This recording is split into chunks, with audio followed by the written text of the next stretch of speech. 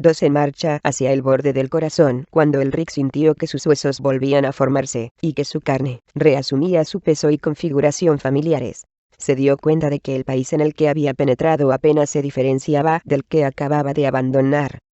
Un desierto rojo se extendía ante ellos, con unas montañas rojas situadas al fondo. De hecho, el paisaje le pareció tan similar, que miró hacia atrás, esperando ver la tienda de bronce, pero inmediatamente detrás de se abría un abismo tan grande que ya no se podía ver ningún otro lado. Experimentó un vértigo repentino, y trató de recuperar su equilibrio, ante el ligero regocijo de Oone. La ladrona de sueños iba vestida con el mismo terciopelo y seda funcional, y pareció un tanto divertida ante la reacción de Elric. En efecto, príncipe Elric, ahora nos encontramos en el mismo borde del mundo. Aquí solo contamos con ciertas alternativas, y entre ellas, no se incluye la retirada. No había considerado eso, milady. Al mirar con mayor atención se dio cuenta de que las montañas eran considerablemente más altas, y que todas ellas se inclinaban en la misma dirección, como si se hubieran visto dobladas por unos vientos gigantescos. Son como los dientes de un antiguo depredador, comentó Oone con el estremecimiento de quien hubiera podido contemplar una mandíbula así en el transcurso de su carrera. Sin duda, la primera fase de nuestro viaje nos ha traído aquí. Este es el país que nosotros, los ladrones de sueños, llamamos Adanor. El país de los sueños en común. Sin embargo, no parecéis familiarizada con el paisaje. Los paisajes varían. Solo reconocemos la naturaleza del país. Es posible que cambie en cuanto a sus detalles, pero a donde viajamos suele ser peligroso, no porque no estemos familiarizados con el terreno, sino precisamente por su familiaridad. Esa es la segunda regla de un ladrón de sueños. Llevad cuidado con lo familiar. Aprendéis con rapidez. Por lo visto, se sintió indebidamente complacida con su respuesta, como si hubiera dudado de la propia descripción que había hecho de las cualidades de Elric, y se sintiera contenta de verlas confirmadas. Elric empezó a darse cuenta del grado de desesperación que implicaba esta aventura, y sintió que se apoderaba de él aquella misma salvaje despreocupación, aquella misma voluntad de entregarse a los hechos del momento, a cualquier experiencia que se le presentara, que le había inducido a apartarse de los otros señores de Melnibone, cuyas vidas se veían regidas por la tradición y el deseo de mantener su poder a cualquier precio. Sonriente, con los ojos avivados por toda su antigua vitalidad, se inclinó con un gesto irónico. Entonces, indicad el camino, milady. Iniciemos nuestro viaje hacia esas montañas. Oone, un tanto asombrada por su estado de ánimo, frunció el ceño, pero empezó a caminar sobre una arena tan ligera que se agitaba como el agua alrededor de sus pies. El albino la siguió. Debo admitir que este lugar empieza a inquietarme a medida que paso más tiempo en él, dijo después de que hubieron caminado durante por lo menos una hora, sin observar que nada se moviera en cuanto a la posición de la luz. Creía que el sol estaba oculto, pero ahora veo que no hay sol alguno en el cielo. En el país de los sueños en común esas cosas que nos parecen tan normales, aparecen y desaparecen, dijo Oone. Me sentiría mucho más seguro si llevara mi espada colgada del costado. Las espadas son fáciles de conseguir aquí, dijo ella. También las bebedoras de almas. Quizá. Pero, ¿sentís la necesidad de disponer de esa forma de supervivencia? ¿Anheláis acaso la droga del Lord Go? Elric tuvo que admitir, ante su propia sorpresa, que no había perdido un ápice de su energía. Quizá por primera vez en su vida adulta, tenía la impresión de ser físicamente como las demás personas, capaz de sobrevivir sin necesidad de utilizar ninguna forma de artificio. Se me ocurre pensar que quizá fuera sensato por mi parte instalarme aquí. Ahora empezáis a ser víctima de otra de las trampas de este ámbito, comentó ella con naturalidad. Primero se experimenta recelo, y quizá temor. Luego aparece la relajación, la sensación de que siempre se ha pertenecido a este lugar, de que este es vuestro hogar natural, o quizá vuestro hogar espiritual. Eso no, son más que ilusiones comunes para el viajero, como estoy segura de que ya sabéis. Aquí, hay que resistirse a esas ilusiones, pues son algo más que puro sentimiento. Pueden tratarse de trampas puestas para atraeros y destruiros. Agradeced que disponéis de más energía aparente de la que normalmente tenéis, Pero recordad otra de las reglas del ladrón de sueños: hay que pagar por toda ganancia, ya sea antes o después de que acontezca. Cada beneficio aparente bien puede tener su desventaja contraria. En el fondo de sí mismo, el Rick pensaba que bien valía la pena pagar el precio que correspondiera a tal sensación de bienestar como la que sentía. Fue en ese preciso momento cuando vio la hoja. Cayó, como impulsada por el viento, por encima de su cabeza. Era una hoja de roble, ancha y de color rojo dorado, que descendía con suavidad, como una hoja otoñal, y que se posó sobre la arena, a sus pies. Sin encontrar al principio nada de extraordinario en ese hecho, se inclinó para recogerla. One también la había visto, e hizo un ademán como para prevenirle, pero luego cambió de opinión. El Rick colocó la hoja sobre la palma de la mano. No tenía nada de insólito, salvo por el hecho de que no existiera un solo árbol visible en ninguna dirección. Estaba a punto de pedirle a One que le explicara este fenómeno cuando se dio cuenta de que ella miraba fijamente más allá de él, por encima de su hombro. «Os deseo buenas tardes», dijo una voz airosa. «Esto sí que es buena suerte, encontrarme con unos compañeros mortales en un desierto tan miserable. En vuestra opinión, ¿cuál habrá sido el truco de la rueda que nos ha traído hasta aquí?» «Saludos», contestó One con una amplia sonrisa. «Vais muy mal vestido para este desierto, señor». No se me dijo ni cuál era mi destino, ni siquiera que tenía que partir. El Rick se volvió, y, ante su sorpresa, vio a un hombre de pequeña estatura, cuyos rasgos agudos y alegres se veían ensombrecidos por un enorme turbante de seda amarilla. Su tocado, que era por lo menos tan amplio como sus hombros, aparecía decorado con un broche que contenía una gran gema verde, y del que surgían varias plumas de pavo real. Parecía llevar varias capas de ropa, todas ellas de vivos colores, de seda y lino, incluido un chaleco bordado, y una larga chaqueta hermosamente cosida con fragmentos de tela azul, cada uno de cuyos matices se diferenciaba sutilmente del siguiente. Tenía las piernas cubiertas por unos holgados pantalones de seda roja, y los pies enfundados en zapatillas curvadas de cuero verde y amarillo. El hombre no iba armado, pero sostenía en las manos un asombrado gato negro y blanco sobre cuyo lomo se plegaban un par de sedosas alas negras. El hombre se inclinó al ver a Elric. «Saludos, señor. Imagino que sois la encarnación del campeón de este plano». «Yo soy». Frunció el ceño, como si hubiera olvidado por un momento cuál era su nombre. «Soy algo cuyo nombre empieza por J y algo que empieza por C. Lo recordaré en cualquier momento. O se me ocurrirá cualquier otro nombre o acontecimiento, estoy seguro. Soy vuestro. ¿Cómo llamarlo? Vuestro amanuense, ¿no es eso?» Levantó la vista hacia el cielo. ¿Es este uno de esos mundos sin sol? ¿Es que no vamos a tener noche aquí? El Rick miró a One, que no parecía mostrarse recelosa ante esta aparición. «No he solicitado secretario alguno, señor», le dijo al hombre pequeño. «Tampoco esperaba que me asignaran uno. Mi compañera y yo nos encontramos en este mundo para llevar a cabo una búsqueda. Una búsqueda, naturalmente. Es vuestro papel, del mismo modo que el mío es el de acompañaros. Eso es una orden, señor. Mi nombre es...». Pero también en esta ocasión, le eludió su nombre, y el vuestro es. «Soy Elric de Melnibone, y ella es One, ladrona de sueños». «Entonces, supongo que este es el país que los ladrones de sueños llaman Sadanor. Bien, en tal caso me llamo Jaspar Colina II, y el nombre de mi gato es Whiskers, como siempre». Entonces, el gato dio expresión a un sonido ligero e inteligente, ante lo que su propietario escuchó con atención, y asintió con un gesto. «Ahora reconozco este país», añadió. «Estaréis buscando la puerta Marador, ¿verdad? Para dirigiros al país de los viejos deseos. ¿También sois un ladrón de sueños, Sir Jaspar?», preguntó One con cierta sorpresa.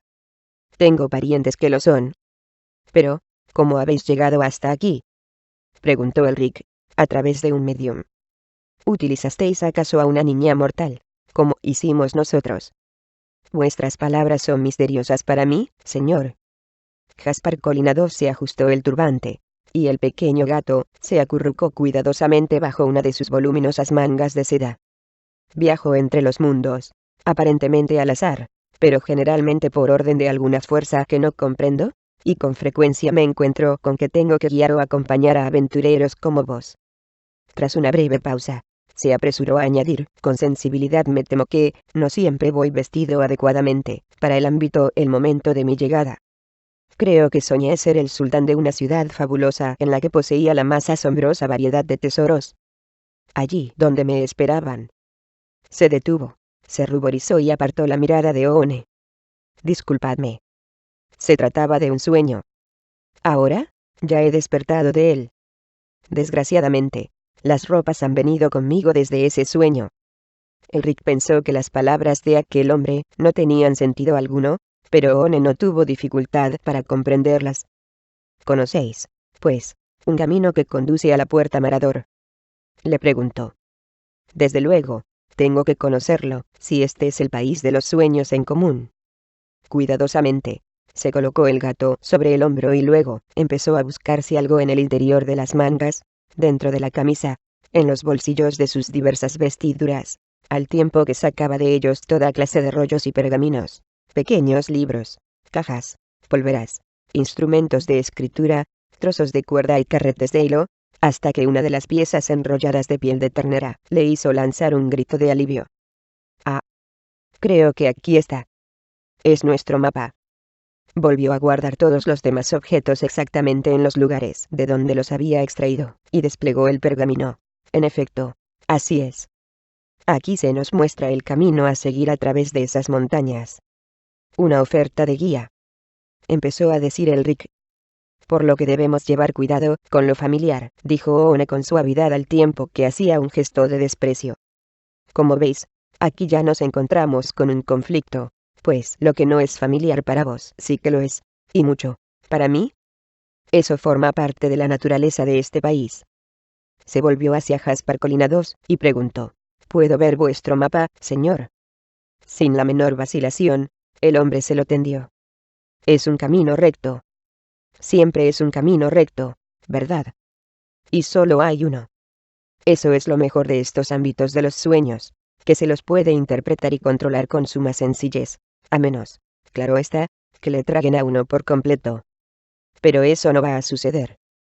Tenéis cierta ventaja sobre mí, dijo Elric, puesto que yo no sé nada de este mundo, y tampoco sabía que hubiera otros como él. Ajá. En tal caso, os esperan muchas maravillas, señor. Muchas maravillas de las que todavía tenéis que ser testigo. Os hablaría de ellas, pero mi memoria no es lo que debiera ser. Frecuentemente, solo guardo el más leve de los recuerdos. Pero hay una gran infinidad de mundos, algunos de los cuales todavía están por nacer, mientras que otros son tan viejos que ya se han hecho seniles. Unos nacen de los sueños, y otros son destruidos por las pesadillas. Jaspar Colina II se detuvo con una expresión de disculpa en su rostro. Pero me muestro demasiado entusiasmado. No tengo la intención de confundiros, señor. Solo debéis saber que yo mismo me siento un tanto perplejo.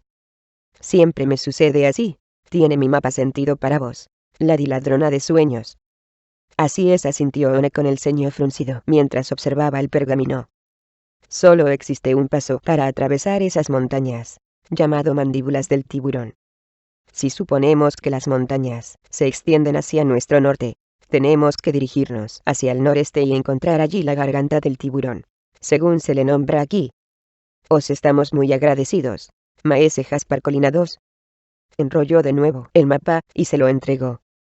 El pergamino desapareció en una de las mangas y el gato descendió para acurrucarse de nuevo en el brazo doblado.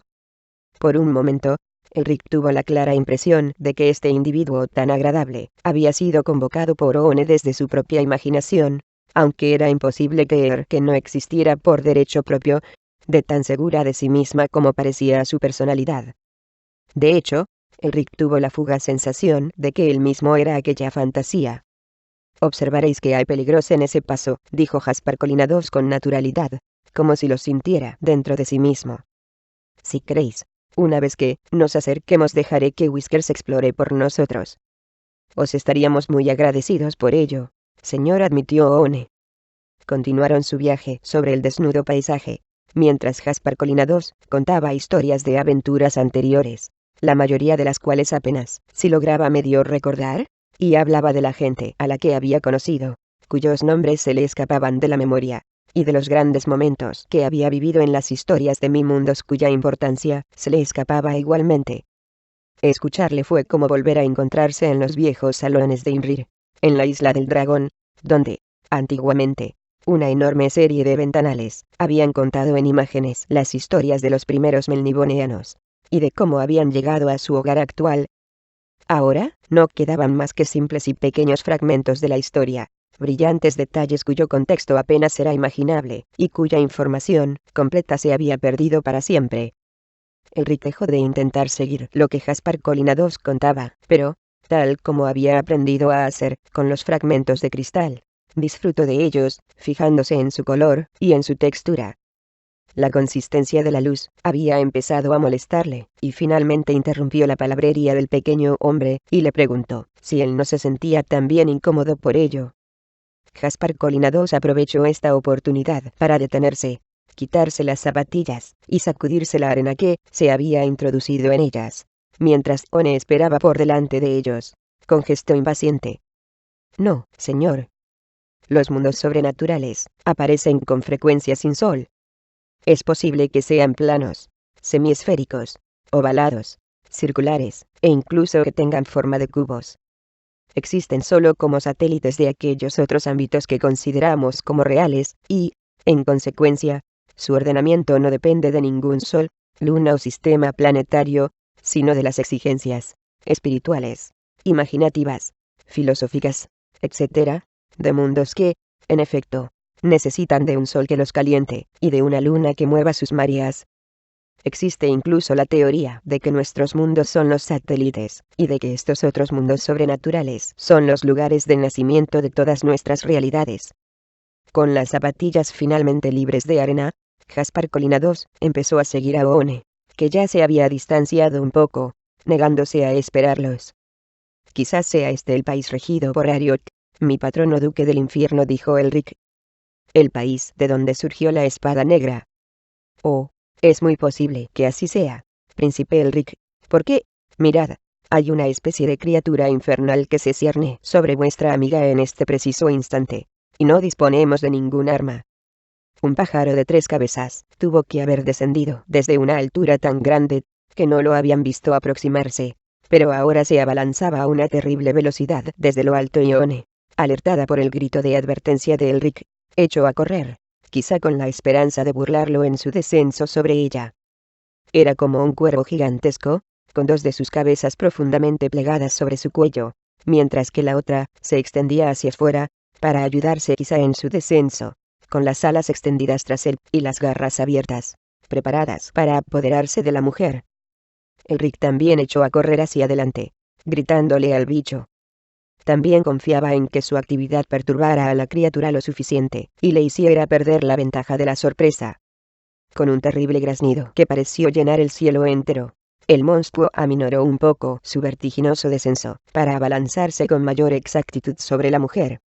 Fue entonces cuando Jaspar Colinados gritó desde atrás de donde se encontraba Elric Jack Tres Picos, diablo de pájaro.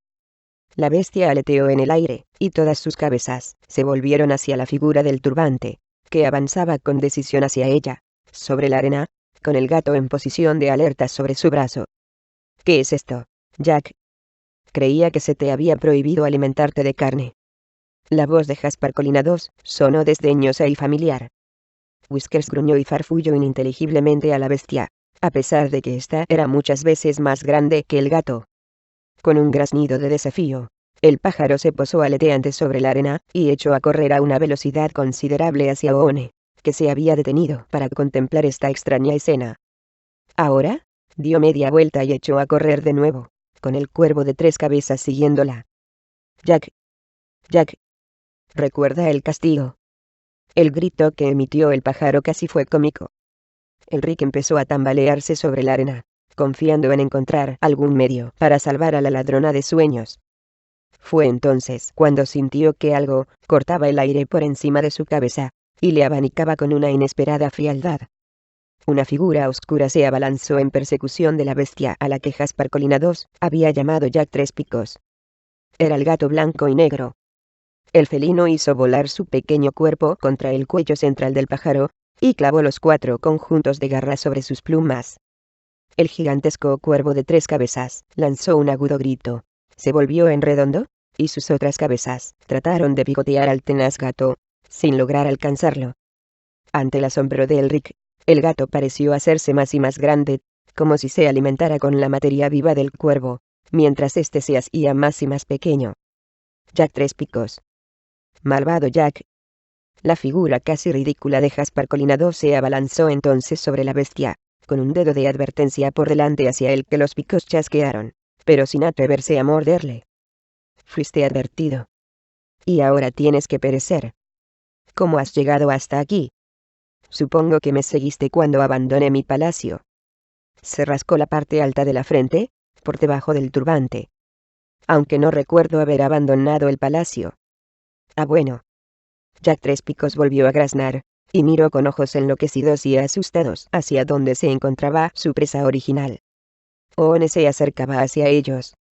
Esta criatura es vuestro animal de compañía, maese Jaspar. Desde luego que no, milady. Es mi enemigo. Sabía que era su última advertencia.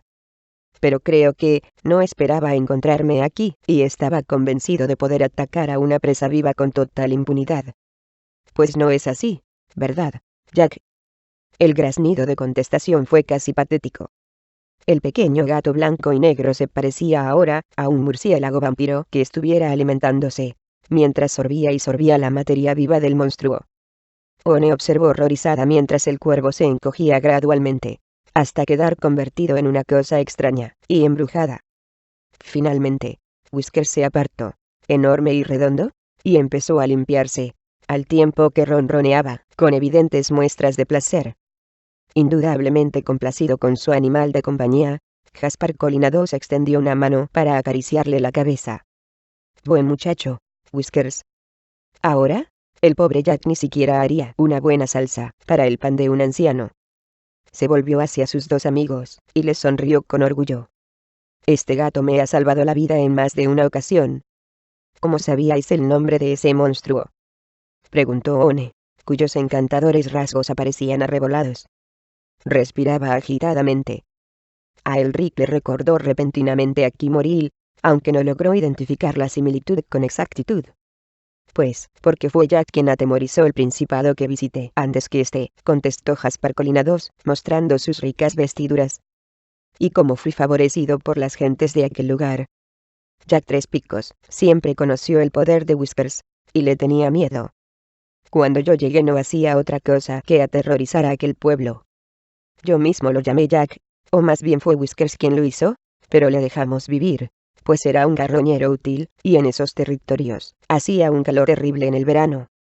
Cuando viajé a través de ese tejido particular del multiverso, por lo visto me siguió, sin darse cuenta de que yo ya estaba aquí, con Whiskers. No hay ningún misterio en todo esto, la dio One. Bueno, asintió ella con un profundo suspiro. Os agradezco vuestra ayuda, señor.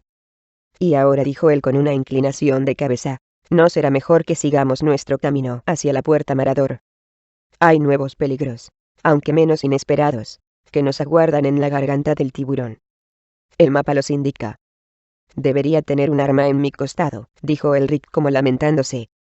Me sentiría mucho más seguro de mí mismo, tanto si se tratara de una ilusión como si no. Pero avanzó junto a los otros cuando estos reanudaron el camino hacia las montañas. El gato se quedó atrás, dedicado a lamerse las patas y a limpiarse, como cualquier criatura doméstica corriente que acabara de matar y devorar a un ratón encontrado en la despensa. Finalmente, el terreno empezó a elevarse cuando alcanzaron las colinas suaves situadas a los pies de la mandíbula del tiburón, y vieron por delante de donde se encontraban una gran y oscura fisura abierta en la montaña, la garganta que les permitiría cruzarla para pasar al siguiente país de su viaje. Bajo el tremendo calor del desierto pelado, el paso ofrecía un aspecto frío y casi invitador, aunque, incluso desde la distancia, Elric pudo ver unas figuras que se movían en su interior. Unas sombras blancas que parpadeaban contra la negrura. ¿Qué clase de gente vive aquí?, le preguntó a Oone, que no le había mostrado el mapa. Se trata, principalmente, de quienes o bien han perdido su camino, o han sido demasiado temerosos como para continuar el viaje hacia el interior. El otro nombre que se le da a este paso es el Valle de las Almas Tímidas. Oone se encogió de hombros. Pero sospechó que no son ellas las que representarán un peligro, al menos importante. Se aliarán con el poder que gobierne el paso, sea cual fuere. Y el mapa no dice nada acerca de su naturaleza. Solo que debemos llevar cuidado. Se oyó entonces un ruido procedente de atrás, y el Rick se volvió, a la espera de una amenaza, pero solo se trataba de Whispers, que parecía un poco más rollizo, un poco más aseado, pero que había recuperado su tamaño normal, y que había terminado por darles alcance. Jaspar Colinado se echó a reír, y se inclinó para dejar que el gato subiera sobre su hombro. No tenemos ninguna necesidad de armas, ¿verdad? Y mucho menos con una bestia tan elegante para defendernos. El gato le lamió la cara. El Rick observaba hacia la oscuridad del paso, en un intento por determinar qué se encontrarían allí. Por un momento, creyó distinguir a un jinete en la entrada, un hombre montado en un caballo gris plateado, que portaba una extraña armadura de diferentes tonalidades de blanco, gris y amarillo. El caballo del guerrero se encabritó, cuando él le hizo dar media vuelta, y cabalgó de regreso hacia la negrura del fondo, y el Rick experimentó una sensación de presagio, a pesar de que nunca había visto antes aquella figura. Oone y Jaspar Colinados no se habían dado cuenta de la aparición, y continuaron su camino, imperturbables, en dirección al paso. El Rick no dijo nada sobre el jinete, pero le preguntó a Oone cómo era posible que hubieran caminado durante horas, y no sintieran hambre ni cansancio. Es una de las ventajas de este ámbito, le contestó ella. Las desventajas, sin embargo, son considerables, puesto que se pierde con facilidad la noción del tiempo, y se puede uno olvidar de la dirección y de sus objetivos. Además, es bueno tener en cuenta que aunque no parece perderse energía física, o experimentar hambre, se gastan otras formas de energía. Es posible que sean de naturaleza psíquica y espiritual, pero son tan valiosas, como estoy segura de que sabréis apreciar. Conservad esos recursos particulares, príncipe Elric, pues tendréis urgente necesidad de ellos, y muy pronto. Elric se preguntó si ella también habría visto al pálido guerrero, aunque, por alguna razón que no comprendió, se mostraba reacio a preguntárselo. Las colinas se hicieron más y más encrespadas a su alrededor a medida que, lentamente, avanzaban hacia la garganta del tiburón. La luz ya había empezado a oscurecerse, bloqueada por las montañas, y el Rick sintió un escalofrío que no era del todo el resultado de aquellas sombras. Percibió un sonido de precipitación, y Jaspar Colinados echó a correr hacia lo alto de unas rocas para mirar desde allá hacia abajo. Se volvió hacia ellos, un tanto desconcertado. Un profundo abismo. Un río. Tenemos que encontrar un puente para poder cruzar al otro lado. Le murmuró algo a su gato alado, que inmediatamente emprendió el vuelo sobre el abismo, y no tardó en perderse entre las sombras que había más allá. Al verse obligado a detenerse, el Rick sintió un repentino pesimismo. Incapaz de calibrar sus necesidades físicas, inseguro en cuanto a los acontecimientos que pudieran tener lugar en el mundo del que habían venido, inquieto al saber que solo disponían de poco tiempo, y que Lord Go mantendría, sin duda, su palabra de torturar al joven Anig hasta la muerte. Empezaba a creer que podía hallarse enfrascado en una tarea estúpida, embarcado en una aventura que solo podía terminar en un desastre para todos. Se preguntó por qué había confiado tan ciegamente en Oone. Quizá porque se había sentido tan desesperado, tan abrumado por la muerte de Alnacrev. Ella le tocó entonces en el hombro. Recordad lo que os dije. Aquí, vuestro agotamiento no es físico, sino que se manifiesta en vuestros estados de ánimo. Debéis buscar apoyo espiritual tan asiduamente como buscaríais alimento y agua en circunstancias normales. La miró a los ojos, y vio en ellos calor y amabilidad. Su desesperación empezó a disiparse de inmediato. Debo admitir que empezaba a tener serias dudas. Cuando os veáis abrumado por esa sensación, decídmelo, le aconsejó ella. Estoy familiarizada con ella, y quizá pueda ayudaros. Eso quiere decir que estoy por completo en vuestras manos, Milady dijo sin ironía. Creía que ya lo habíais comprendido así cuando estuvisteis de acuerdo en acompañarme, replicó ella con suavidad. En efecto. Se volvió a tiempo para ver al pequeño gato que regresaba y aleteaba sobre el hombro de Jaspar Colina II. El hombre del turbante escuchó con atención y expresión inteligente, y Elric estuvo seguro de que el gato hablaba. Finalmente, Jaspar Colina II asintió con un gesto. Hay un buen puente a pocos cientos de metros de aquí. Da un camino que, entra directamente en el paso. Whiskers me dice que el puente se halla protegido por un solo guerrero montado.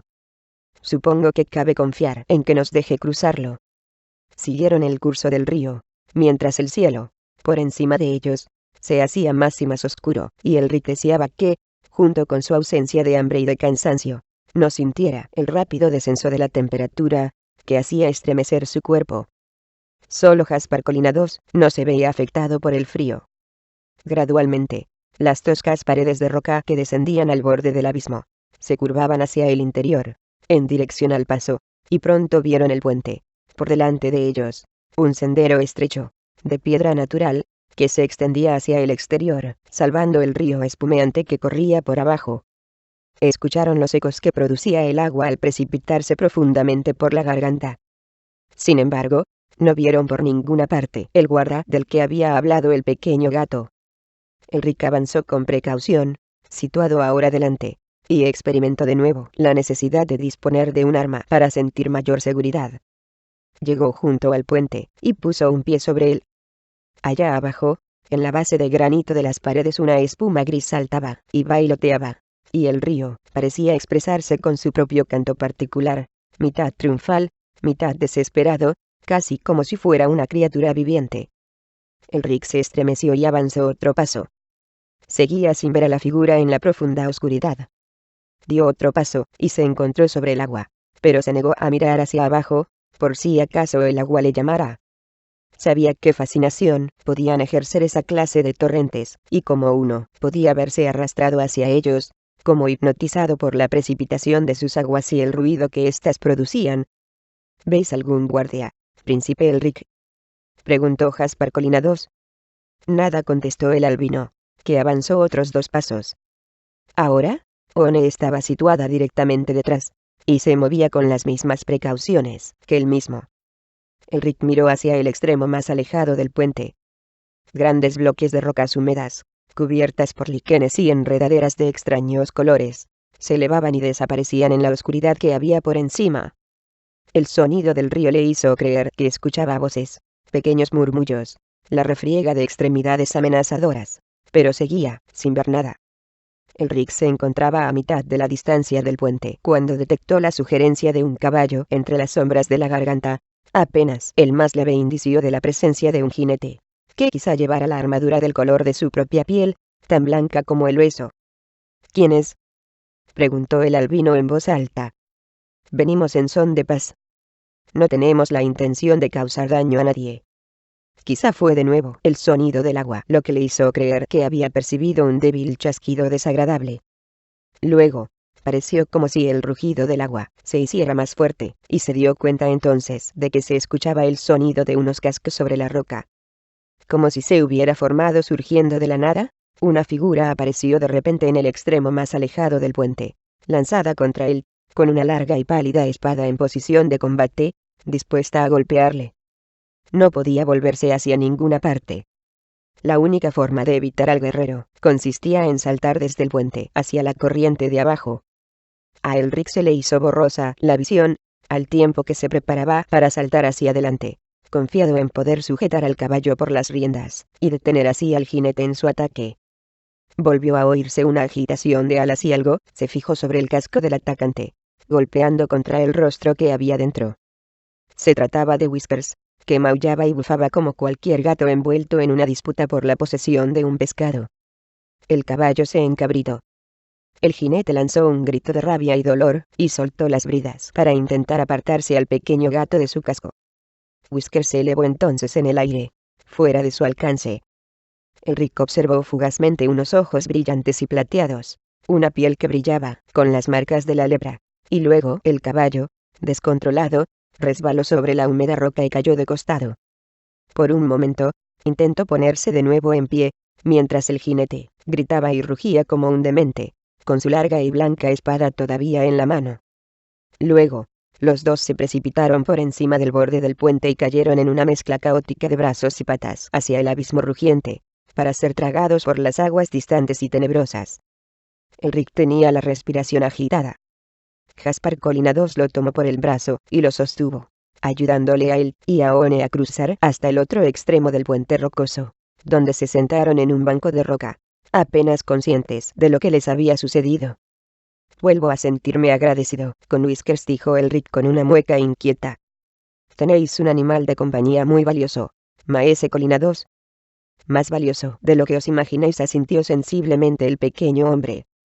Ha jugado un papel crucial en la historia de más de un mundo.